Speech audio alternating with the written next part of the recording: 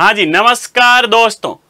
तो मैं लेकर आया हूँ आपके लिए बहुत इंपॉर्टेंट एक जो बहुत बड़ा टॉपिक है और जिसमें से क्वेश्चंस बनते रहते हैं, जो हर एग्जाम में जिसमें से क्वेश्चन बनते हैं, और वो बहुत बड़ा जो नाम है वो रहेगा एक्टोपिक प्रेगनेंसी। तो एक्टोपिक प्रेगनेंसी जिसके बारे में क्या क्या क्वेश्चंस बनते हैं उन सब को हम डील करने वाले हैं।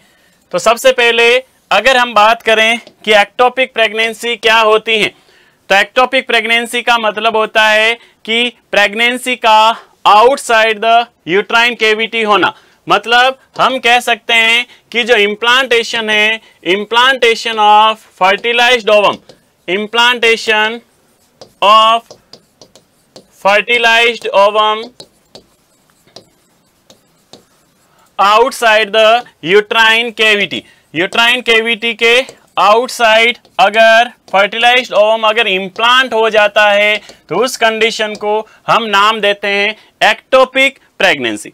और ये जो एक्टोपिक प्रेगनेंसी है, इसका अगर हम बात करें कि साइट कौन कौन सी होती है एक्टोपिक प्रेगनेंसी की, तो जो साइट है एक्टोपिक प्रेगनेंसी की कौन कौन सी होने वाली हैं, तो हमारे पास इसकी दो साइट होती हैं।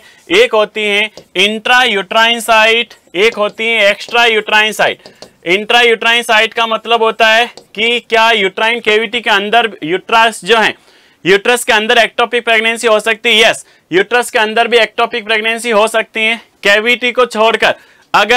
अगर कैविटी को छोड़कर मैंने बोला कि फंडस पर अगर इम्प्लांटेशन हो रहा है, अगर इम्प्लांटेशन अगर सर्विक्स पर हो रहा है, तो ये जो है दोनों ही इम्प्लांटेशन अब नॉर्मल इम्प्लांटेशन कहलाते हैं। ये जो है इम्प्लांटेशन एक्टोपिक प्रेगनेंसी के अंदर आते हैं। यूट्राइन कैविटी को छोड़कर सभी एक्टोपिक प्रेगनेंसी में रहेंगे। वैसे ही एक होती है एक्स्ट्रा यूट्राइन साइट।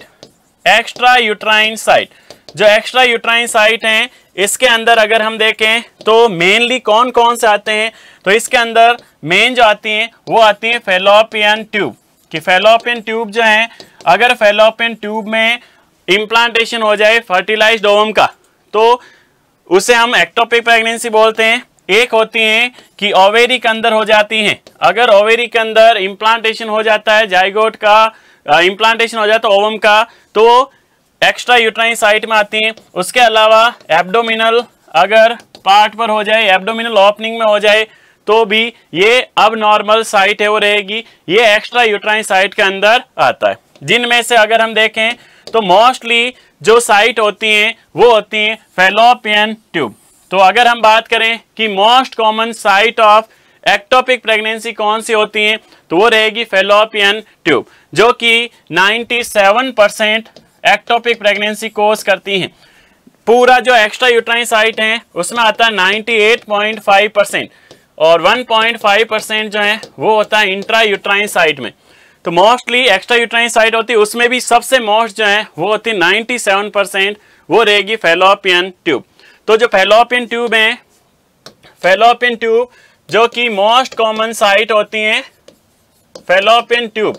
इस फैलोपियन ट्यूब की जो एम्पुलरी पार्ट है, एम्पुला पार्ट जो है, एम्पुला पार्ट जो कि मोस्ट कॉमनेस्ट साइट होती है एक्टोपिक प्रेगनेंसी की।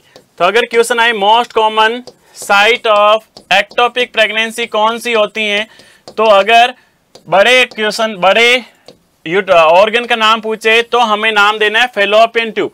अगर फैलोपियन ट्यूब का कौन सा पार्ट पूछ रहा है तो हमें बोलना है एम्पुला पार्ट है वो होता है। उसके अलावा साइट के साथ में सबसे इंपॉर्टेंट जो नाम आता है वो आता है classical triad symptoms of ectopic pregnancy. तो क्लासिकल ट्रायड सिम्टम्स जो है एक्टोपिक प्रेगनेंसी का कौन सा रहने वाला है, तो नाम से पता चल रहा है ट्रायड सिम्टम, मतलब जिसमें 3 सिम्टम साथ में है। तो इसके लिए हमें ध्यान रखना है जो ट्रायड सिम्टम है, जिसमें सबसे पहला सबसे बड़ा जो नाम आता है वो आता है जिसे हम बोलते हैं एब्डोमिनल पेन। तो सबसे मेन जो पेन आएगा वो रहेगा एब्डोमिनल पेन। ये जो एब्डोमिनल पेन है जो कि सबसे ज्यादा 100% केसेस में देखने को मिलता है। मतलब हर एक्टोपिक प्रेगनेंसी में लोअर एब्डोमिनल पेन होगा ही होगा। तो अगर क्वेश्चन आए मोस्ट कॉमन सिम्टम जो है एक्टोपिक प्रेगनेंसी में क्या है, तो वो रहेगा एब्डोमिनल पेन। दूसरा आता है अमेनोरिया, क्या आता है? अमीनोरिया। तो अमीनोरिया जो है वो होता है 75% वुमेन में। अगर एक्टोपिक प्रेगनेंसी है तो 75% एक्टोपिक प्रेगनेंसी में अमीनोरिया रहेगा। उसके अलावा एक होता है वेजाइनल ब्लीडिंग। जो वेजाइनल ब्लीडिंग है वो भी देखने को मिलती है एक्टोपिक प्रेगनेंसी में 70% केसेस में। तो अगर हम बात करें सबसे मोस्ट कॉमन कौन सा है, तो मोस्ट कॉमन जो है वो रहेगा यहाँ पर, मोस्ट कॉमन सिम्टम्स जो है वो रहेगा एब्डोमिनल पेन। तो अगर क्वेश्चन हमें पूछे ट्रायड सिम्टम में मोस्ट कॉमन, तो abdominal pain, lower abdomen pain है वो रहेगा। तो आपको याद रखना है इसमें एक ही बात, और वो याद रखना है आव। क्या याद रखना? आव, AAV। तो अगर आप याद रखोगे आव तो एग्जामिनर को आ जाएगा ताव। तो इसका क्वेश्चन जो है इसको हम सॉल्व कर सकते हैं। उसके अलावा जो एक्टोपिक प्रेगनेंसी है उसका हम डायग्नोस किससे कर सकते हैं? तो इसके डायग्नोसिस के लिए सबसे बेस्ट जो होता है वो होता है जो कि रहेगी USG। तो USG के द्वारा ट्रांस वेजाइनल सोनोग्राफी के द्वारा हम एक्टोपिक प्रेगनेंसी का पता कर सकते हैं।